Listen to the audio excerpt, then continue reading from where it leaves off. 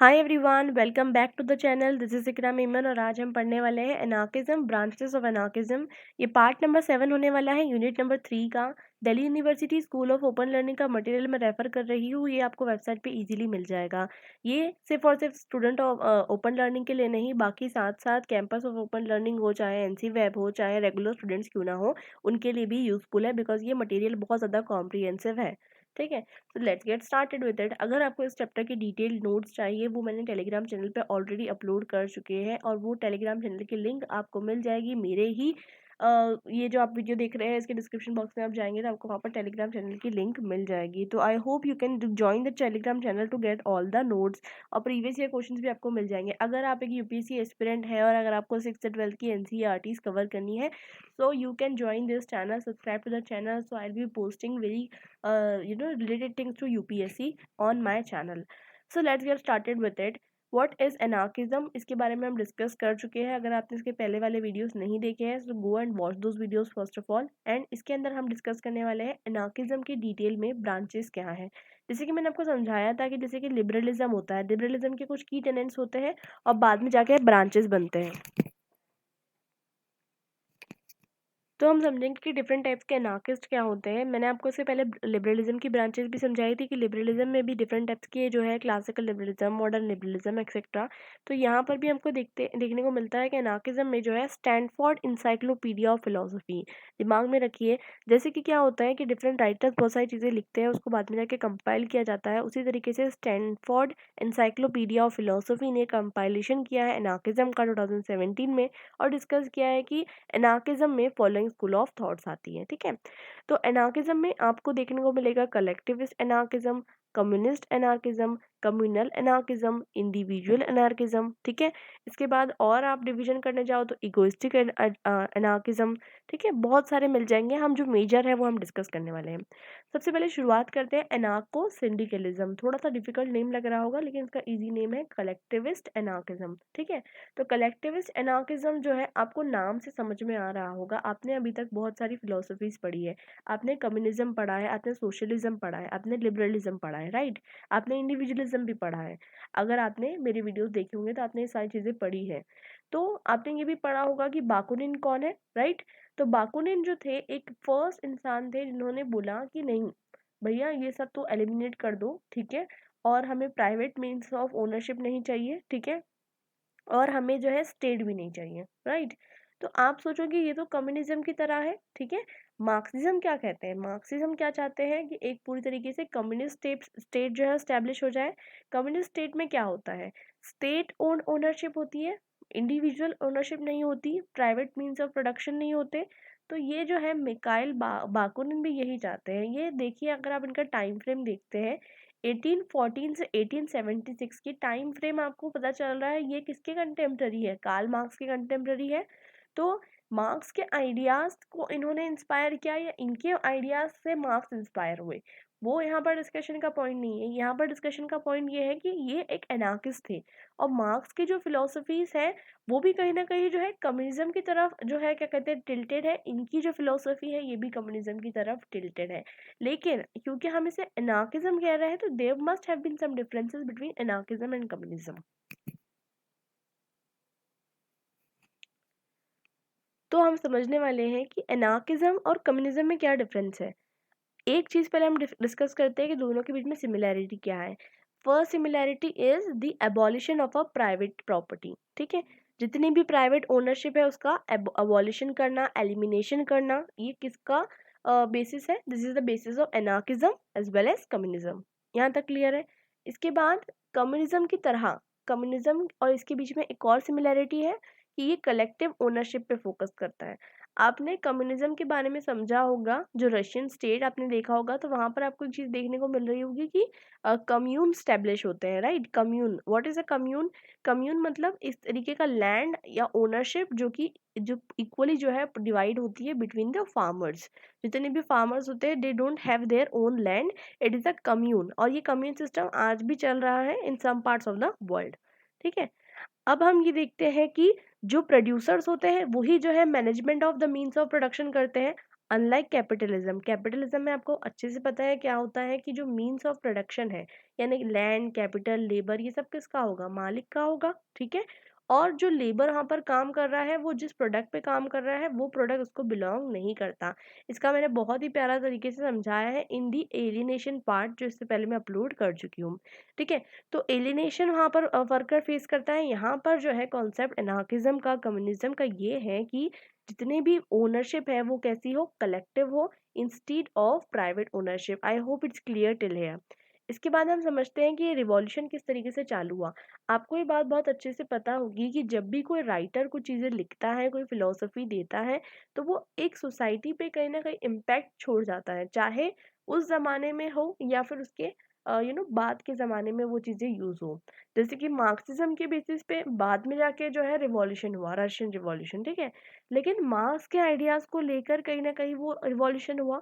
तो मतलब ये है कहने का कि एक टाइम पे कुछ राइटर्स अपनी लाइफ में कुछ चीज़ें लिख के चल जाते हैं सोसाइटी के अंदर, और वो ही चीज़ बाद में जाके जो है इम्पैक्ट करती है, पूरी जनरेशन टू जनरेशन इम्पैक्ट करती है। तो आई होप इट्स क्लियर। अब इसके बाद हम समझते हैं कि इनके अंदर जो रिवॉल्यूशन है वो किस तरीके से हुआ। यहाँ पर रिवॉल्यूशन जो है कैसे शुरू हुआ? यहाँ पर तो वर्कर्स जो थे, ठीक है, तो यहाँ पर जो है वर्कर्स ने रिवॉल्यूशन ऑफ कोर्स शुरू किया, क्योंकि वो क्या चाहते थे कि जो मीन्स ऑफ प्रोडक्शन है, लैंड, कैपिटल, लेबर, उनको वो सीज कर ले। ओके, तो उनको हथियाने के लिए जो है क्या कहते हैं, इस तरीके से वर्कर्स ने शुरू किया। क्यों शुरू किया? क्योंकि कहीं ना कहीं उनको ऐसा लग रहा था that they have been violated, उनका जो है क्या कहते हैं, उनको पर अत्याचार किया जा रहा है by an elite, elite class. I hope it's clear. और वर्कर्स जो है, वर्कर्स ने इस तरीके से जो है कम्युनिज्म बनाया कि वर्कर्स को उतना पैसा मिलेगा जितना वो टाइम अमाउंट जो है कि जितना डिवोट करते हैं, ठीक है। तो आपके दिमाग में भी ये डाउट आ रहा होगा कि अगर इक्वली सब ओनरशिप रहेगी, तो एक पर्सन ज़्यादा एफर्ट डालेगा, एक पर्सन जो है कम एफर्ट डालेगा, तो how they would be equality? तो वर्कर्स ने अपने आप में इस तरीके का सिस्टम बनाया that the amount of time they devote, उतना ही उसको जो है कंपनसेशन मिलेगा, ठीक है। लेकिन अब ये तो हो गई सिमिलैरिटीज की बात between communism and anarchism. Now let's talk about what is the difference between communism and anarchism, ठीक है। ये दोनों चीजें हम डिस्कस कर लेते हैं। तो कम्युनिज्म और एनार्किज्म के बीच में सबसे इम्पोर्टेंट डिफरेंस क्या है, वो भी हम समझते हैं।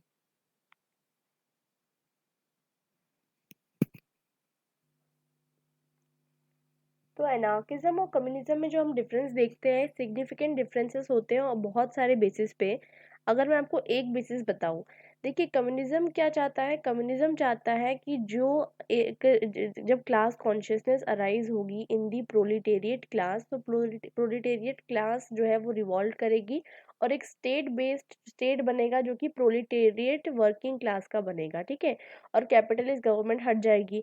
लेकिन on the other hand anarchist क्या चाहते हैं? एनार्किस्ट चाहते हैं कि कोई स्टेट किसी की बने ही ना, there should be no state, ठीक है। और साथ साथ जो है वो क्या चाहते हैं एनार्किस्ट? एनार्किस्ट जो है they are very much against the religion, ठीक है।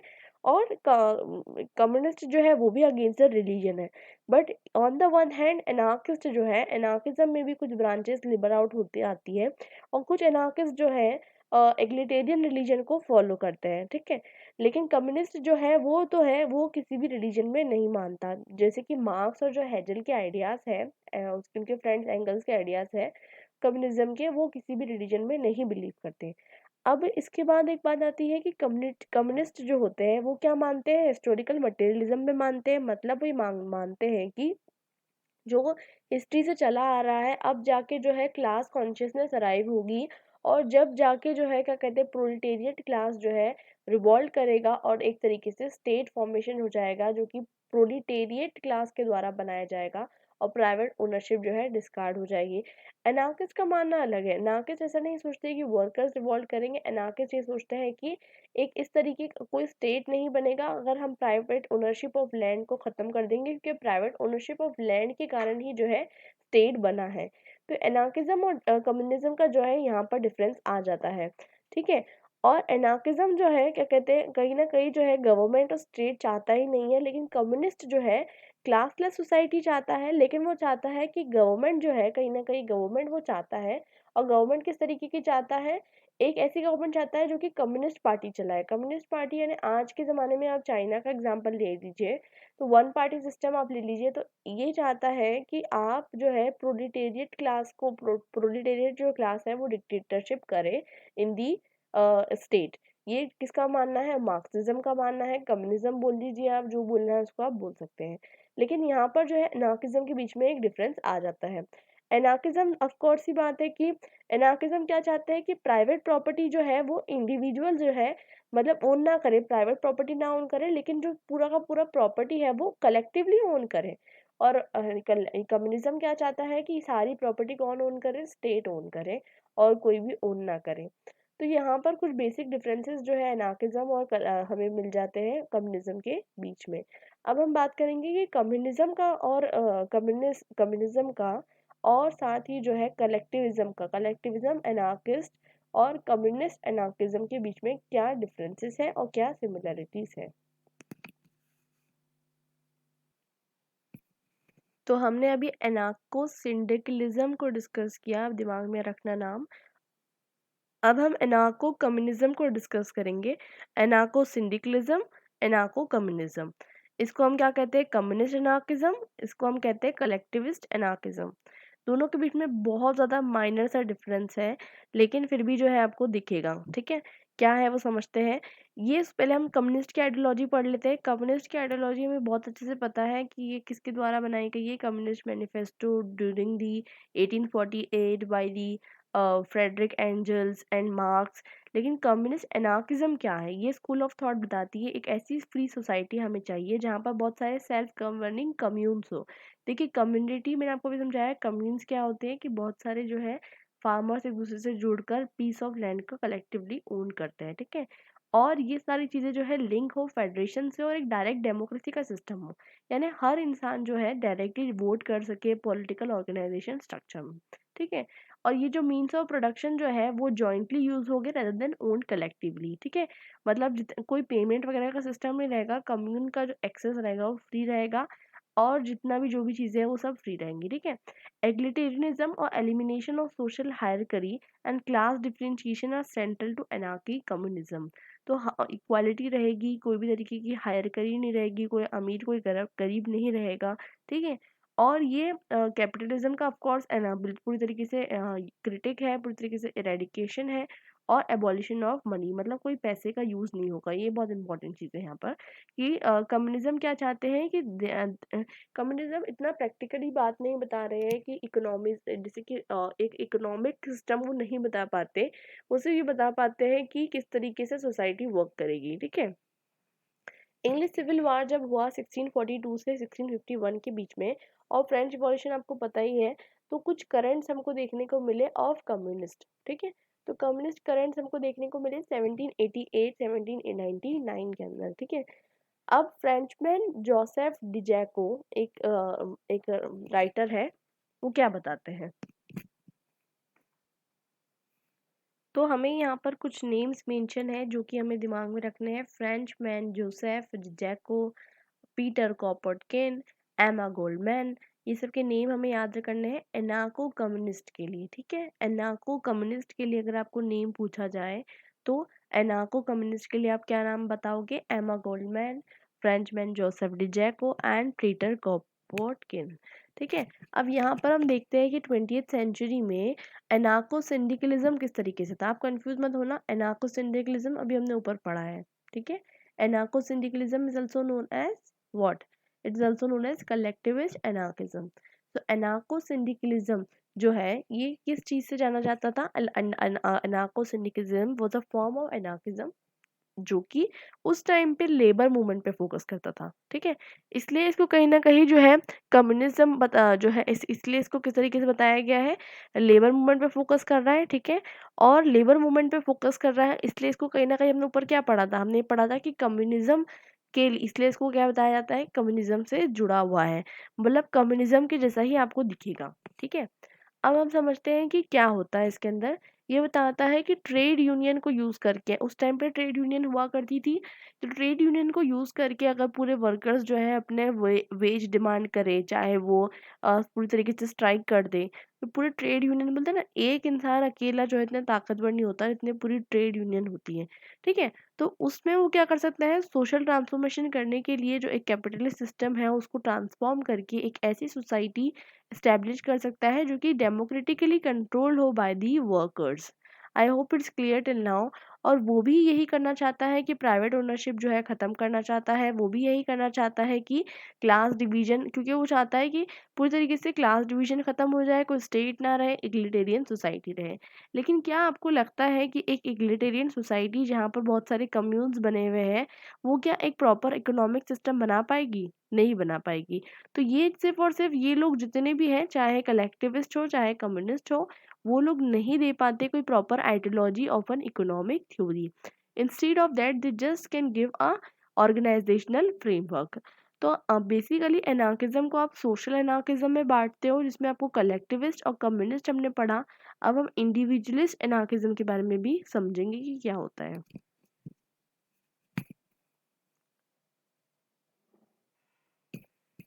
तो individualist anarchism as the name suggest, आपको समझ में आ रहा होगा। ऊपर हमने जितनी भी चीज़ें देखी वो कम्युनिटी पे फोकस कर रही थी, पूरी तरीके से कम्यून का फॉर्मेशन, आपस में distribution of resources. Individual anarchist focus on individual, on the pursuit of self interest and individual conscience. ठीक है, क्या फोकस है?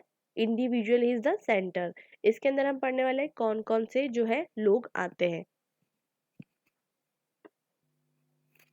तो लिबर्टी के अंदर हमने ऑलरेडी समझा था कि लिबर्टी के अंदर पॉजिटिव लिबर्टी और निगेटिव लिबर्टी होती है। तो पॉजिटिव लिबर्टी, आपने अगर से पहले वाले वीडियोस देखे होंगे तो आपको समझ में आ रहा होगा कि positive liberty emphasise the liberty with restrictions. आपकी कुछ रेस्ट्रिक्शंस है, क्योंकि आपकी लिबर्टी तब खत्म हो जाती है जब मेरी लिबर्टी शुरू होती है। नेगेटिव लिबर्टी क्या होती है? Liberty without restrictions. ठीक है, तो आपने दोनों कॉन्सेप्ट समझे होंगे, पढ़े होंगे, 11th में पढ़े होंगे, इसके बाद जो है मैंने लास्ट वीडियोस में समझाया था वहाँ भी समझे होंगे। अब यहाँ पर इंडिविजुअलिस्टिक एनार्किज्म जो है वो क्या है? इंडिविजुअल एनार्किज्म अगेन जो है टिल्टेड है towards the negative liberty. Self interest और इंडिविजुअल कॉन्शियंस पे डिपेंडेंट है। वो सोचते हैं कोई भी तरीके की पब्लिक पावर हो जाए या फिर स्टेट को भी आप हटा दो, अगर आप कलेक्टिव एंटिटी रखते हो, सब लोग मिल बांट के काम कर रहे हैं, तो ये भी जो है कहीं ना कहीं इंडिविजुअल को जो है क्या कहते हैं नुकसान पहुंचा रही है। ठीक है, तो वो बोलते हैं कि वो निगेटिव लिबर्टी वाले सेंस में चल जाते हैं फिर से कि भैया कुछ भी हमको नहीं चाहिए, there should be absolute freedom. और इस तरीके से जो है क्या कहते हैं, आप इमेजिन कर सकते हैं, मैंने आपको पहले बताया था कि किस तरीके की सोसाइटी हो जाएगी अगर हर इंसान एब्सोल्यूट फ्रीडम मांगेगा तो। ठीक है, क्या सोसाइटी का क्या स्ट्रक्चर रहेगा। तो पॉजिटिव लिबर्टी जो है वो सोशल एनार्किज्म में आपको दिखेगी। ठीक है, और निगेटिव लिबर्टी, क्योंकि उसमें क्या हो रहा है कि कलेक्टिवली जो है चीज़ें ऑन हो रही है, एग्लिटेरियनिज्म का कॉन्सेप्ट दिख रहा है, उटोपिया का कॉन्सेप्ट दिख रहा है। लेकिन यहाँ पर जो है एब्सोल्यूट फ्रीडम एंड यहाँ तक कि इंडिविजुअलिस्ट एनार्किज्म में ही जो है एनार्किस्ट क्या चाहते हैं? प्राइवेट प्रॉपर्टी होना चाहिए और मार्केट इकोनॉमी होना चाहिए। ठीक है, और इंडिविजुअलिस्ट एनार्किज्म आप सोचो कि नेगेटिव लिबर्टी के जैसा ही है, क्योंकि ये बिल्कुल ओपन है, मतलब ओपन एंडेड है। लेकिन क्या होता है ना कि एनार्किस्ट क्या बिलीव करते हैं, अनलाइक लिबरलिस्ट, वो बिलीव करते हैं कि वायलेंस को वो यूज कर सकते हैं as a means to capture the power. ठीक है, they are extremely left wing. ठीक है, या फिर अल्ट्रा लेफ्ट विंग आप बोल सकते हो, जो यूज ऑफ पावर को यूज करके एनार्किज्म जो है यूज करके जो है अपने आप को जो है स्टेब्लिश कर सकता है। और यहाँ तक के दो उसमें टाइप के आपको देखने को मिलेंगे। एक तो आपको बहुत अजीब दिखेगा, वो है इगोइस्टिक एनार्किज्म। इगोइस्टिक एनार्किज्म जो है मैक्स टेनर द्वारा चालू किया गया इगोइस्टिक वर्जन। इसमें वो कहते हैं कि मुझे I don't think anything about my self, मुझे अपने से ऊपर कोई भी चीज़ नहीं दिखती, मैं जो हूँ, मतलब ही इम्फोसाइज ऑन इंडिविजुअल। ठीक है, मैक्स टर्नर जो है वो बताते हैं इंडिविजुअलिस्ट एनार्किज्म के जो है क्या कहते हैं प्रोपोनेंट है, और एक्सट्रीम इगोइस्टिक वर्जन बताते हैं। वो बताते हैं कि जो भी इंसान जो करना चाहता है, support the person doing precisely what he wants to do without the regard for God, state and moral norms. मतलब कोई मॉरलिटी नहीं, कोई स्टेट नहीं, कोई गॉड नहीं, अकॉर्डिंग टू मैक्स टर्नर। तो ये जो है बहुत ज़्यादा इगोइस्टिक फॉर्म ऑफ इंडिविजुअलिज्म हमको देखने को मिलता है, जो कि आइडियोलॉजी है मैक्स टर्नर की। ठीक है, अब इसके अलावा जो है अगर हम बात करें विलियम गॉडविन की, तो वो भी बात करते हैं इंडिविजुअलिस्ट एनार्की का एक एक्सट्रीम वर्जन। और वो बोलते हैं कि कोई भी लेबर कोलैबोरेशन करने की ज़रूरत नहीं है, आप सब इंडिविजुअली रहो और इंडिविजुअली एग्जिस्ट करो। ठीक है। अब आपको मैंने ऊपर समझाया था सोशल एनार्किज्म के अंदर हमने कलेक्टिविस्ट कम्युनिस्ट पढ़ा, ठीक है।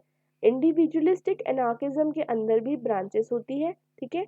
अभी हमने क्या समझा, ईगोइस्टिक इंडिविजुअलिज्म, और इसके अलावा हमने क्या समझा, जो एक नॉर्मल इंडिविजुअलिस्टिक एनार्किज्म होता है, इगोइस्टिक इंडिविजुअलिज्म होता है। अब हम पढ़ेंगे म्यूचुअलिज्म। म्यूचुअलिज्म क्या होता है? म्यूचुअलिज्म आइडिया किसका है? पायरेट जोसेफ प्रूडॉन का आइडिया है, ठीक है।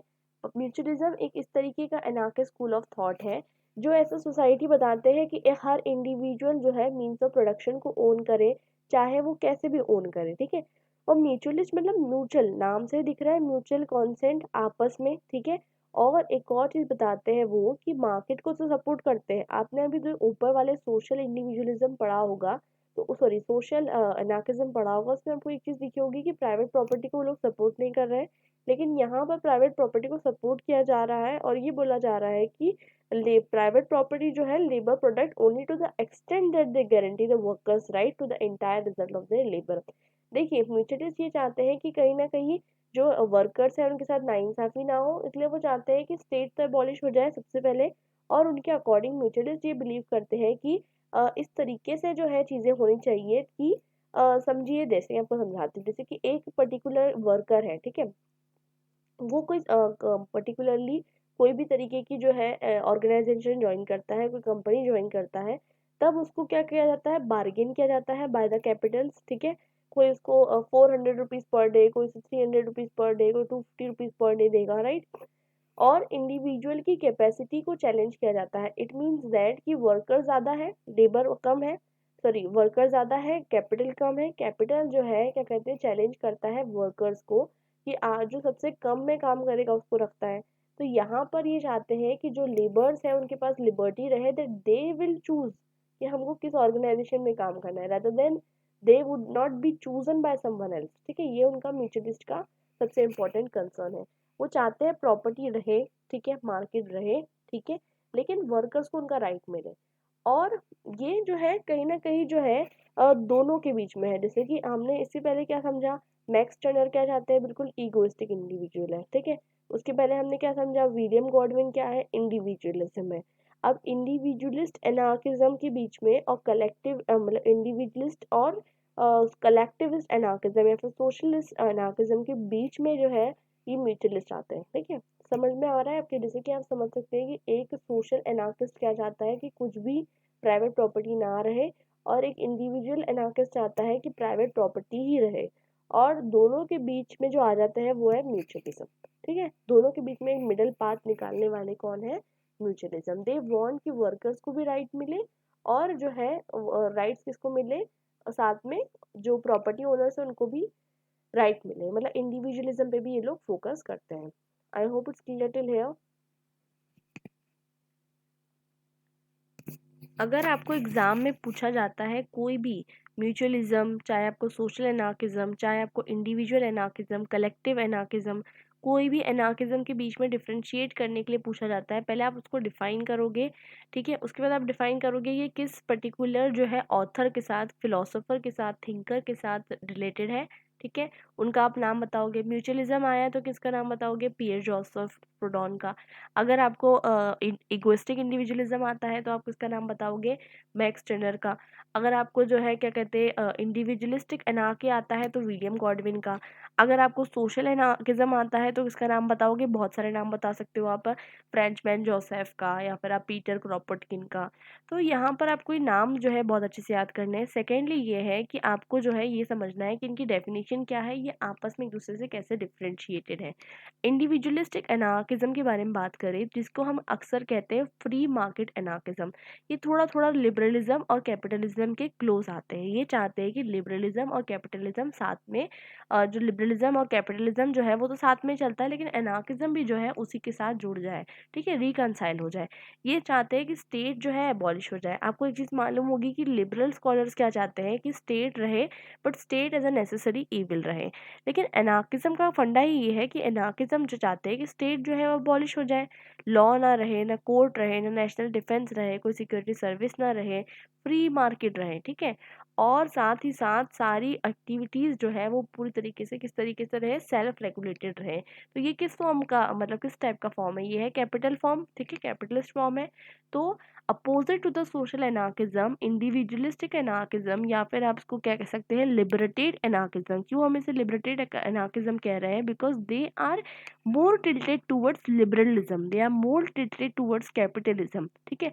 इसे हम एनार्को कैपिटलिज्म भी कहते हैं, ठीक है। तो ये किससे रिलेटेड है, फ्री मार्केट से रिलेटेड है। ये चाहते हैं कि फ्री रहे सब, मार्केट फ्री रहे, there should be no state interference.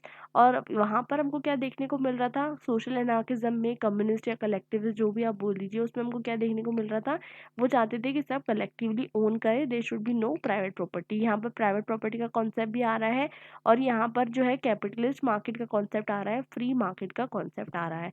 I hope you are able to make the distinction between individual Marxism, individual anarchism and the social anarchism। यहाँ तक की सब चीज़ें क्लियर हो जाना चाहिए। इसके बाद हम समझते हैं कि एगोरिज्म, एगोरिज्म क्या है वो हम समझते हैं। तो एगोरिज्म जो है वो एनार्को कैपिटलिज्म, अभी हमने समझा एनार्को कैपिटलिज्म क्या है, it is tilted towards liberalism, free market, ठीक है, जिसे हम कह सकते हैं एनार्को कैपिटलिज्म को एक और नाम हम क्या कह सकते हैं, फ्री मार्केट एनार्किज्म या फिर इंडिविजुअलिस्ट एनार्किज्म, ठीक है।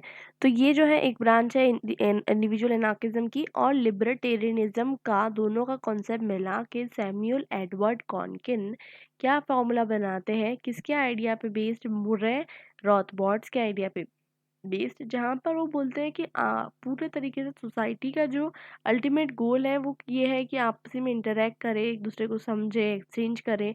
तो ये फ्री रखो, आपको इस स्टेट को रखो मत, ठीक है, स्टेट जो है वो नहीं रहना चाहिए, ठीक है। और आप बिल्कुल फ्री मार्केट रखो और काउंटर इकोनॉमी, या फिर जिसमें जो है क्या कहते हैं स्टेट का कोई ज़्यादा रोल ना हो और पूरी तरीके से जो है मार्केट जो है वो फ्री रहे। तो इस तरीके से जो है डिफरेंट फॉर्म्स ऑफ एनार्किज्म हमको देखने को मिलते हैं। हमें सोशल एनार्किज्म देखने को मिला, इंडिविजुअलिस्टिक एनार्किज्म देखने को मिला, इंडिविजुअलिस्टिक एनार्किज्म में हमें फिलोसफिकल एनार्किज्म देखने को मिला, हमें इगोइस्टिक एनार्किज्म देखने को मिला, हमें एनार्को कैपिटलिज्म देखने को मिला। बहुत सारी चीज़ें हमें देखने को मिली और बहुत सारी चीज़ें हमारे समझ में आ गई। अब हम इसके बाद जो है रोड्स टू एनार्की जो है हमारे नेक्स्ट वीडियो में डिस्कस करेंगे, जिसमें हम समझेंगे कि एनार्किज्म को जो है किस तरीके से लोग जो है क्या कहते हैं फॉलो करते हैं और किस तरीके से सोसाइटी एनार्किज्म पे बेस पे बनाते हैं। उसके बाद हम समझेंगे कंजर्वेटिज्म के बारे में, और फिर इसी के साथ हमारा चैप्टर जो है वो फिनिश हो जाएगा। तो I hope it's clear to you till now. और देखिए आप इसकी देख सकते हैं रीडिंग्स कहाँ से ली गई है, एंड्रयू हैवुड की पॉलिटिकल आइडियोलॉजी से जो है फर्दर रीडिंग्स करने के लिए आपको बोला गया है, और राजीव भार्गवा की जो बुक है उनसे आपको बोला गया है। और अगर आप बात करते हैं तो सीबी मैकफर्सन की रीडिंग्स हो गई, इसके बाद जो है आपको व्हाट इज़ लिबरलिज्म की रीडिंग्स हो गई।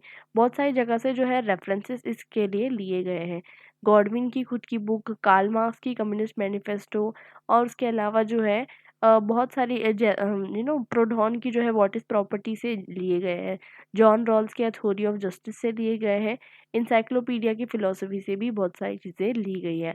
तो आई होप कि आपको क्लियर है। अगर आपको इसके बारे में और डिटेल में पढ़ना है तो आप एंड्रयू हैविड की पॉलिटिकल आइडियोलॉजी वाली जो बुक है उसको ज़रूर रेफ़र कर सकते हैं, या फिर आप राजीव भार्गव की जो पॉलिटिकल थ्योरी की जो बुक है उसके इनिशियल पेजेस को आप रेफ़र कर सकते हैं, ठीक है। तो I hope it's clear till now and this is it for today. Will meet in the next video. Till then bye bye and happy learning.